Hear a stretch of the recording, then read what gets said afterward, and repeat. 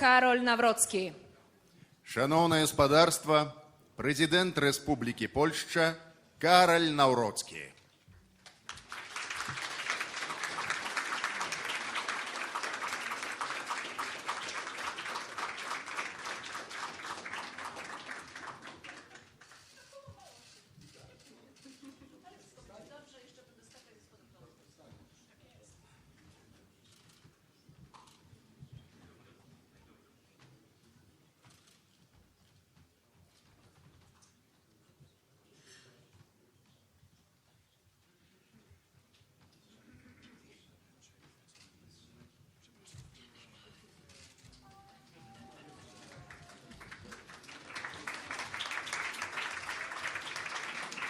Szanowny Panie Prezydencie, Szanowna Pani Przewodnicząca Zjednoczonego Gabinetu Przejściowego, witamy serdecznie w Belwederze na tradycyjnym spotkaniu świąteczno-noworocznym prezydenta Rzeczypospolitej Polskiej ze społecznością białoruską. To już 5. spotkanie, którego gospodarzem jest prezydent Rzeczypospolitej Polskiej. Паважаны спадар прэзідэнт, паважаная спадарня кіраўніца аб'яднанага пераходнага кабінету Беларусі, шаноўнае спадарства, сардэчна вітаем вас у Бельведэры на традыцыйнай святочна-каляднай сустрэчы прэзідэнта Рэспублікі Польшча з беларускай супольнасцю. Гэта ўжо 5-я такая сустрэча, гаспадаром якой з'яўляецца спадар-прэзідэнт. Bardzo proszę prezydenta Rzeczypospolitej Polskiej, pana Karola Nawrockiego o zabranie głosu. Слово має президент Кароль Навроцький.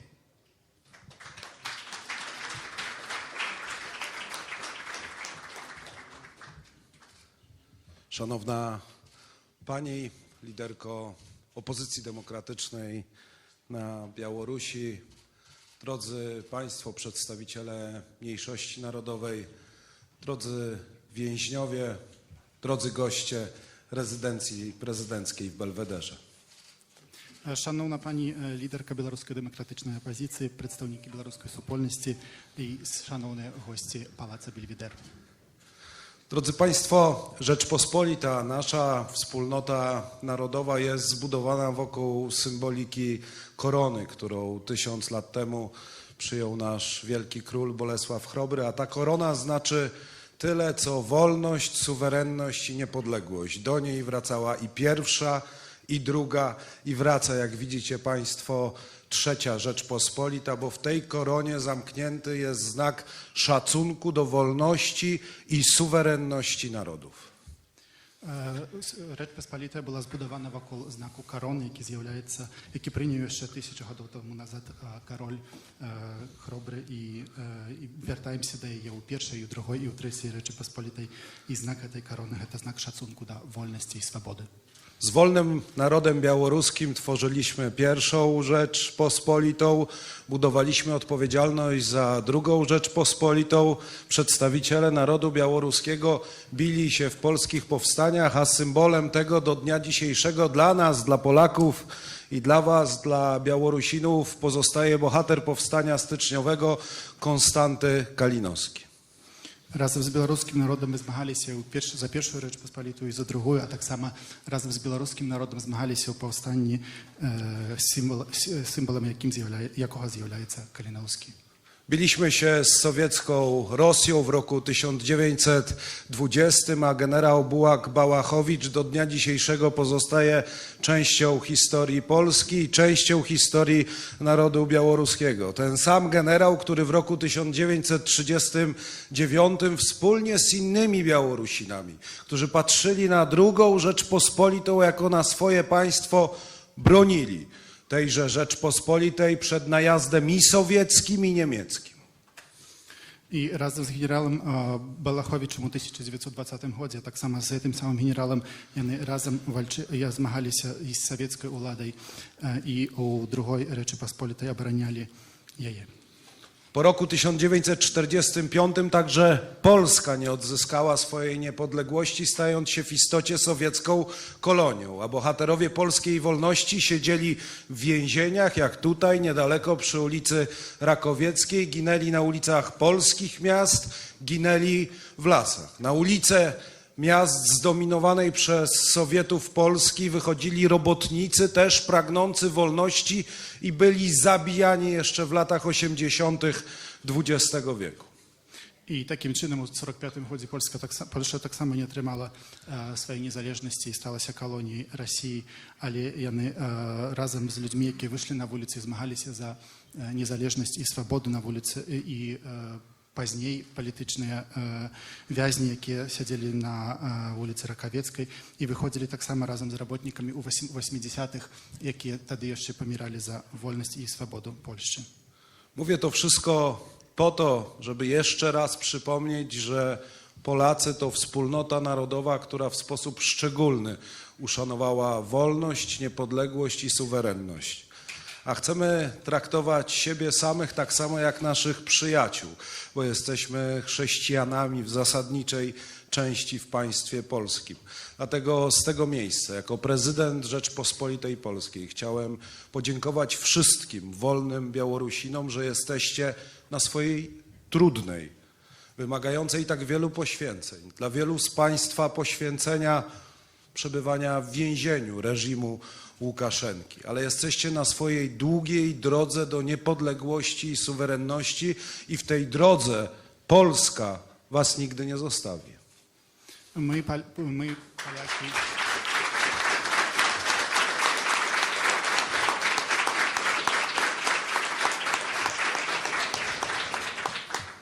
My, Polaki, z wielkim szacunkiem stawimy się do wolności, suwerenności i niezależności i temu ja rady witać was, naszych białoruskich siobrów, tak samo chrześcijan, потому что Польша w większości swojej chrześcijańska kraina i tak samo ja bym chciał przywitać wszystkich politycznych więźniów.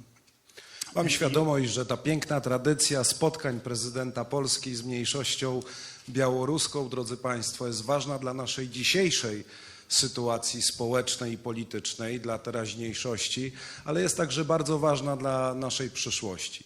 Ja jako historyk z zawodu głęboko wierzę, że w kolejnych latach, a być może w kolejnych dekadach, ciężko mi przewidzieć oczywiście przyszłość, ale wierzę, że właśnie za sprawą tych spotkań prezydenta Polski z mniejszością białoruską, z liderami białoruskiej opozycji, ale także z więźniami idziemy w kierunku, drodzy Państwo, którego wszyscy pragniemy, a więc relacji dwóch niepodległych, suwerennych, niezależnych państw, Polski i Białorusi, dla dobra wspólnego i naszych relacji i po prostu dla lepszego świata. Więc patrzę na nasze spotkania jako na potrzebę codzienności, teraźniejszości, wyraźnego sygnału, po której stronie stoi prezydent Polski, ale także z wielką nadzieją na suwerenną i niepodległą Białoruś.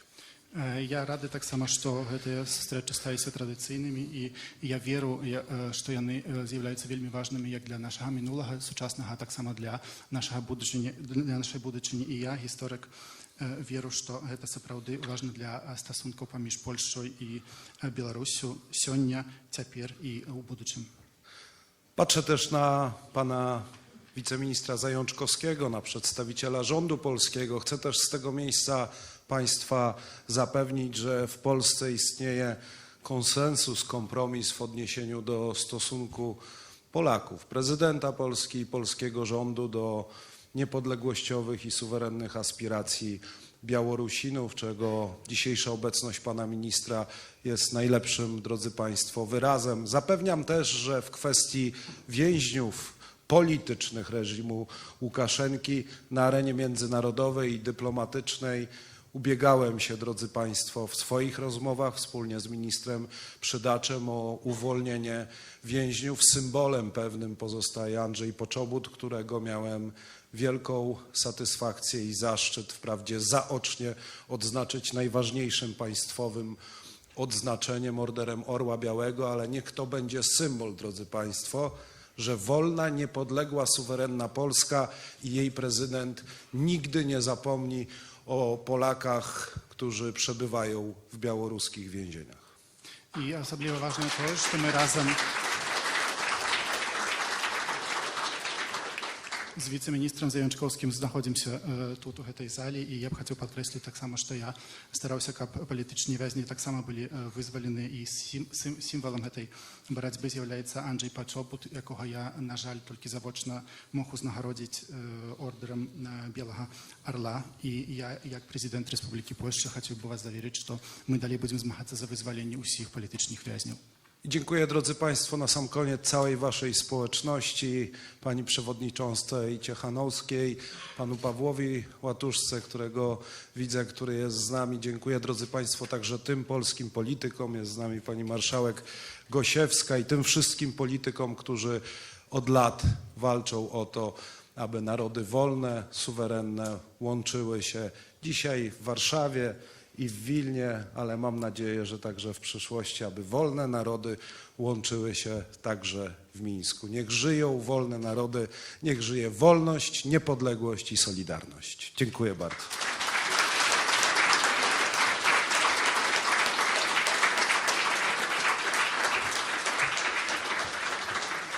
Я вельмі вдячны ўсім тут прысутным, а таксама польскім палітыкам, якія таксама прыйшлі ў гэты палац. І я веру, што вольная Беларусь будзе у будучыным, і мы зможам сустрэцца, таксама сустрэча адбудуцца ў Вільні, але я таксама веру, што ў будучыні мы можам сустрэцца і ў вольнай незалежнай Беларусі.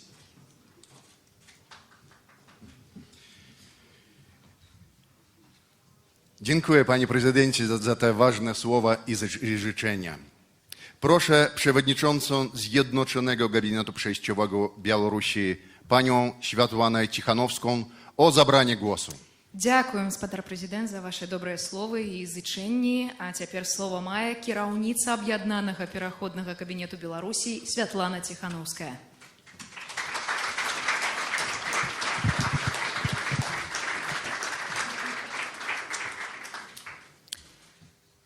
Паважаны пане прэзідэнце, дарагія госці, перш за ўсё я хочу выказаць словы падзякі прэзідэнту за ваши цёплыя і моцныя словы, за вашу салідарнасць і за гэты прыём. Гэта вельмі моцны сімвал падтрымкі беларусаў. І гэта стала ўжо добрай традыцыяй тут у Бельведэры сустракацца з беларусамі. Вы ўявіць сабе не можаце, як шмат людзей хацела бы патрапіць на гэты прыём і сустрэцца з вами асабіста і выказаць вам словы падзякі і словы падтрымкі.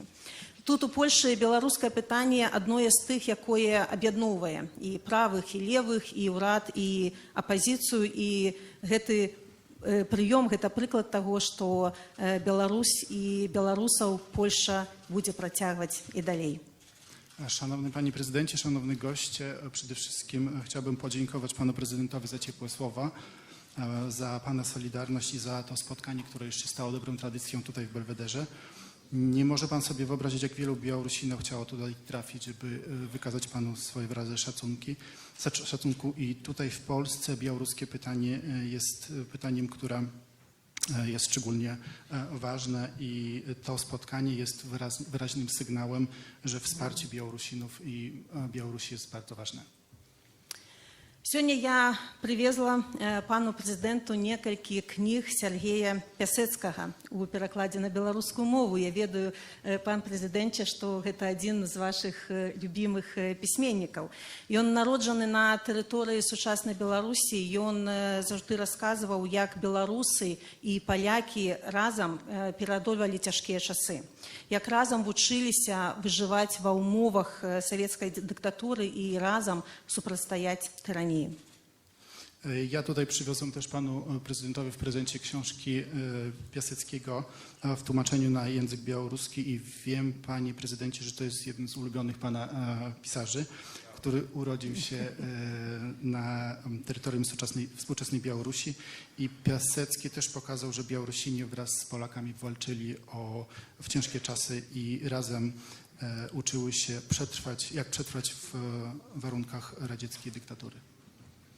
Беларусы ніколі не былі чужыя палякам, гэтаксама, як і Польшча заўжды была побач з беларусамі.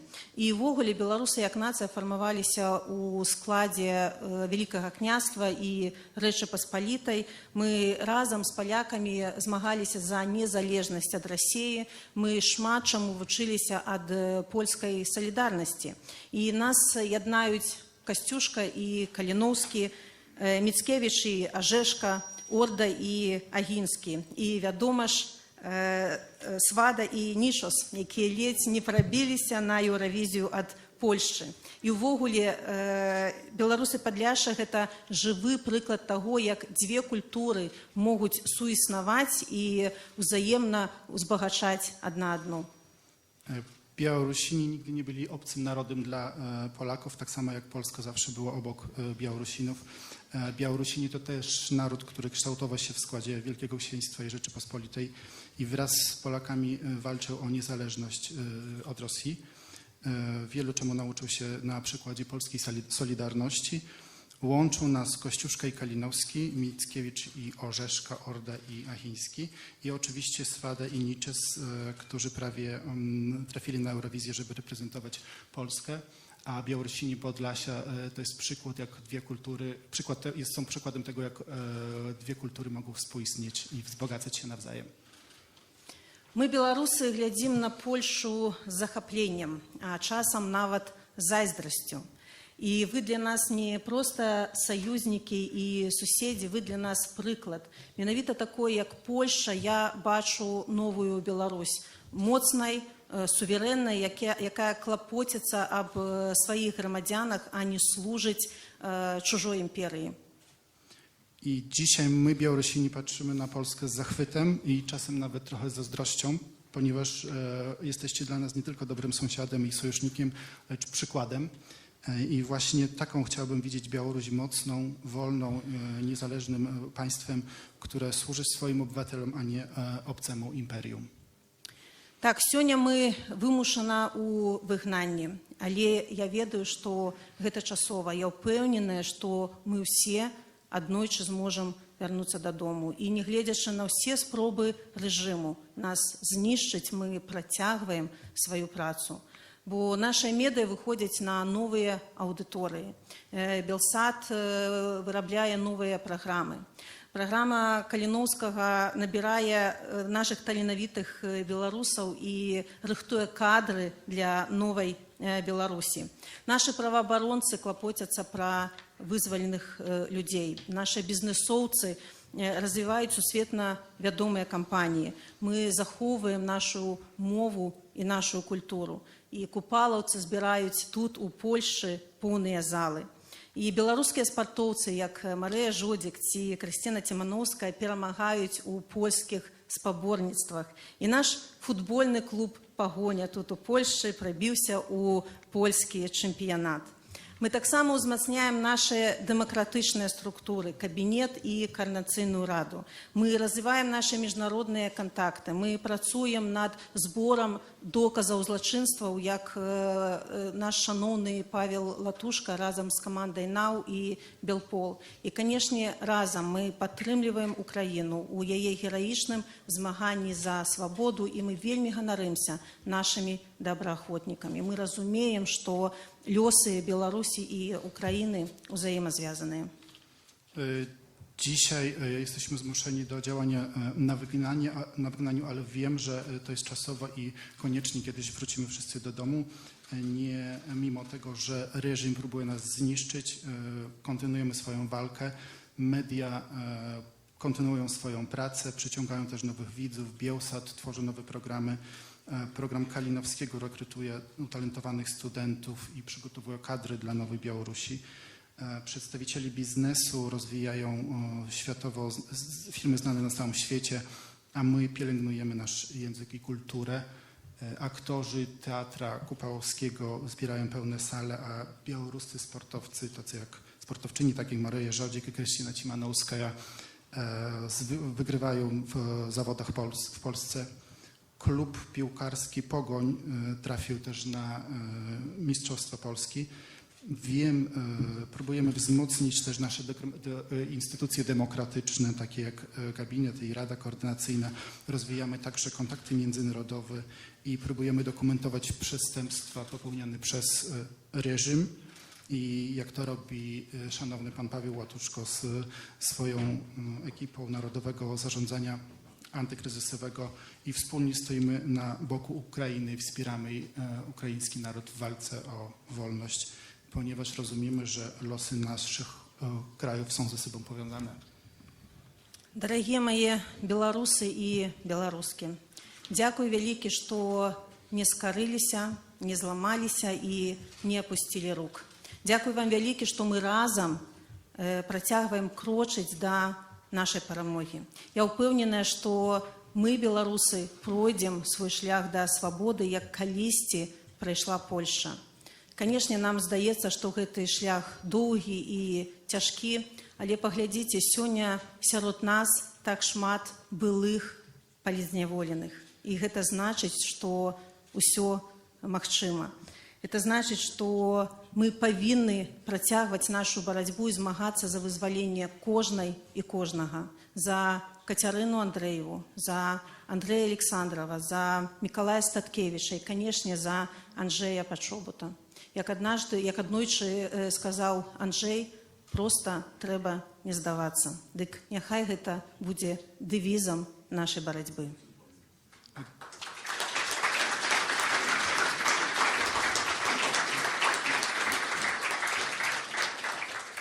Drodzy Białorusini, drodzy Białorusinki, ja dziękuję, że się nie poddaliście, nie ulegliście i nie pogodziliście się. Dziękuję, że wspólnie kontynuujemy tę drogę i wierzę, że my Białorusini tak samo jak Polacy kiedyś przejdziemy tę drogę do wolności. Może nam wydawać się, że ta droga jest daleka i bardzo długa, ale dzisiaj z nami są też więźniowie polityczni, którzy jeszcze kilka dni temu byli w więzieniach i jak widzicie, wszystko jest możliwe. Powinniśmy kontynuować naszą walkę o każdego, o każdą. O Katię Andrzejewą, o Andrzeja Aleksandrowa, Mikołaja Statkiewicza i oczywiście o Andrzeja Paczobuta. I Andrzej kiedyś powiedział, że trzeba po prostu się nie poddawać i niech te jego słowa będą dla nas mottem. I koniecznie...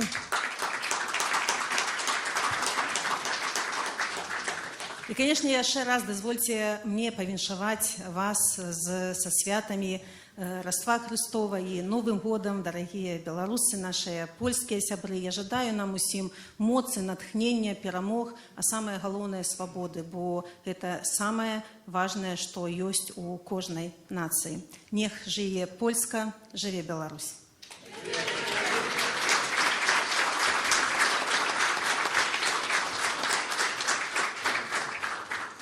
Też chciałbym złożyć życzenie z okazji Świąt Bożego Narodzenia i Nowego Roku, drodzy przyjaciele.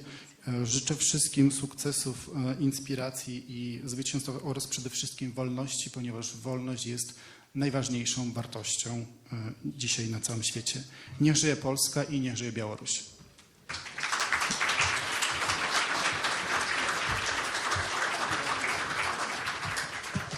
Wielkie dziękuję Spadarynie Świetlana za te szczere słowa. Dziękujemy bardzo pani Światłana. I to już 5. raz, kiedy Polacy i Białorusini spotykają się na zaproszenie prezydenta Rzeczypospolitej Polskiej w Belwederze na tradycyjnym spotkaniu świąteczno-noworocznym. Mamy nadzieję, że w kolejnych latach takie spotkania będą kontynuowane. Это уже 5. раз, когда поляки и белорусы сустракаются на запрошение спадара президента у Бельведеры на традиционной колядно-новогодней сустрэчы. Мы спадзяемся, что у наступные годы такие сустрэчы будут протягиваться.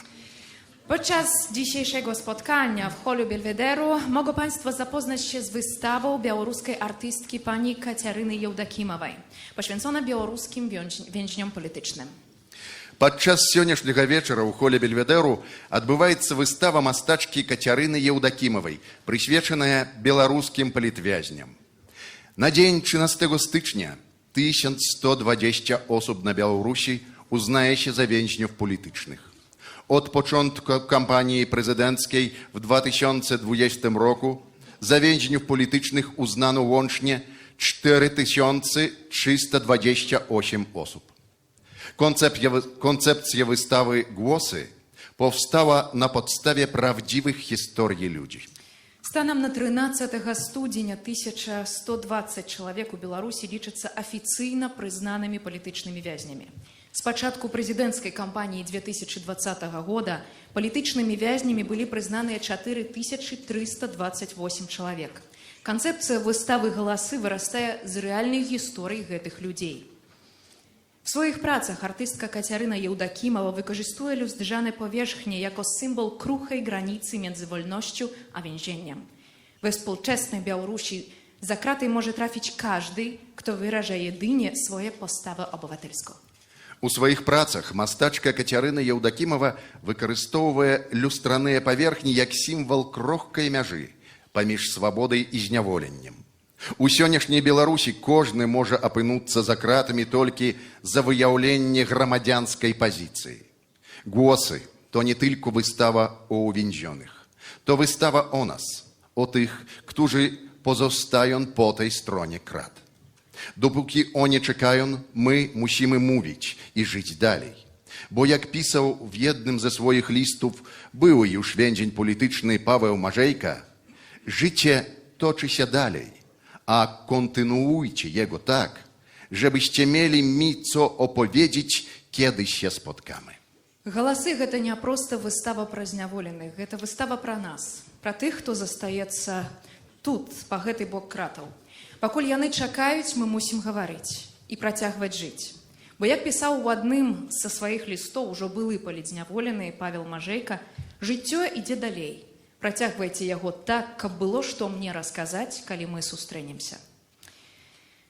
І згодnie ze starodawną białoruską tradycją kolędnicy powinni odwiedzić domy dobrych gospodarzy. Jak nakazuje obyczaj z pieśniami, tańcami, z kozą i niedźwiedziem.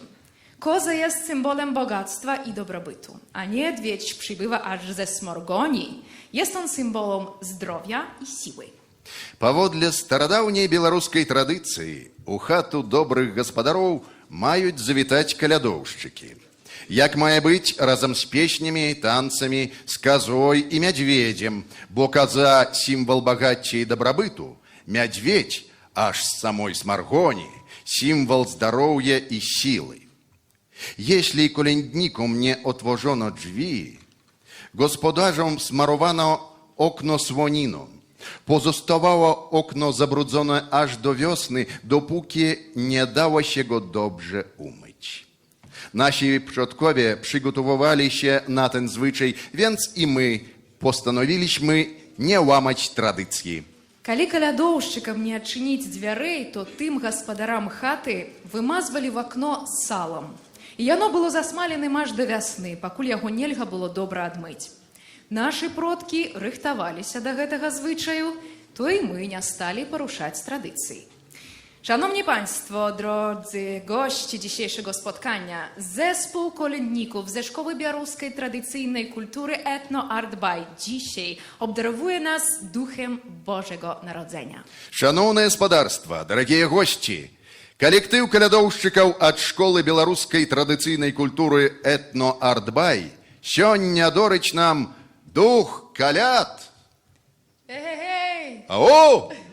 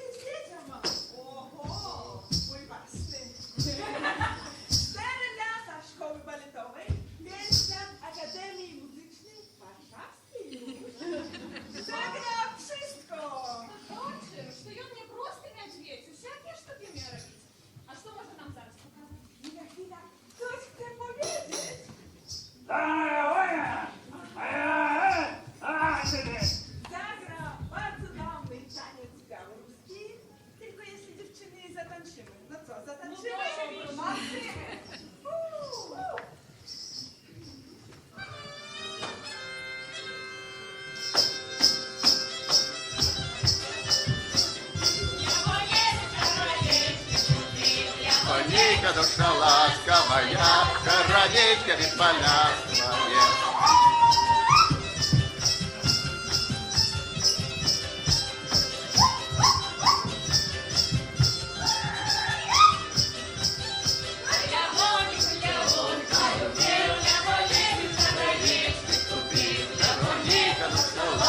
Своя, чародейка від поля своя.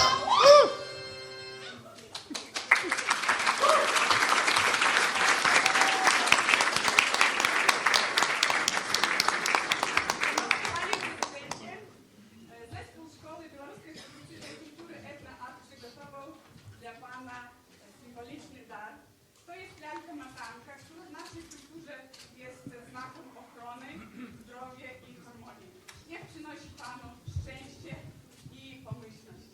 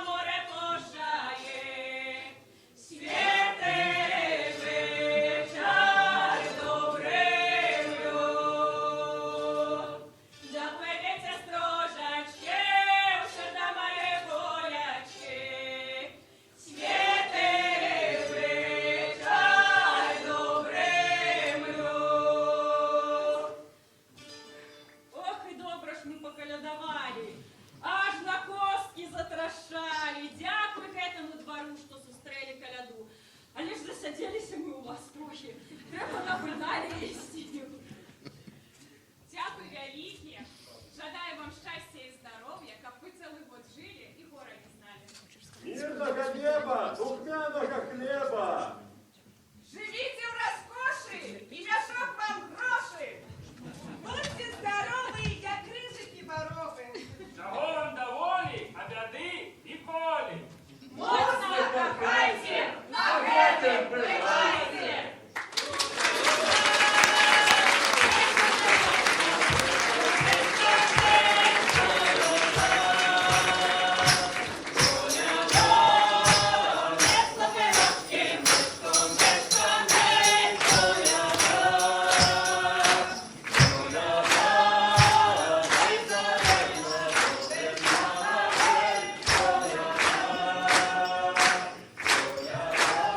Zespół kolędników ze Szkoły Białoruskiej Tradycyjnej Kultury Etno Art By. Bardzo dziękujemy za piękny występ. Щиро дякуємо за судовний виступ.